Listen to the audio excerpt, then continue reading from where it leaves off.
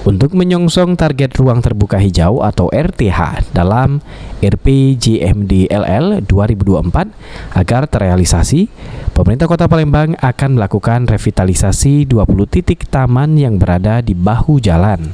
Selain untuk memperindah kawasan taman di bahu jalan, upaya revitalisasi ini juga untuk memenuhi target RPJMD terhadap RTH. Luasan RTH di Kota Palembang yang saat ini berkisar di 10,7%, diharapkan target RPJMD di tahun 2024 akan terrealisasi kurang lebih 12,5%. Harnojoyo berharap dengan banyak ruang terbuka hijau ini bisa menarik daya minat wisatawan untuk berkunjung ke Kota Palembang, sehingga ekonomi segera pulih di tengah pandemi COVID-19. Namun masyarakat diminta tetap patuhi protokol kesehatan. Kita ini tentu dengan menggunakan dana yang cukup besar harus bermanfaat, tidak hanya bermanfaat untuk kebersihan, tapi bermanfaat masyarakat yang ada di sekitarnya. Nah, ini harus kita upayakan.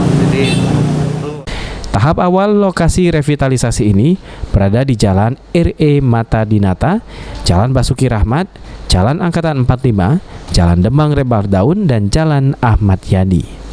Abidin Riwanto, PAL TV.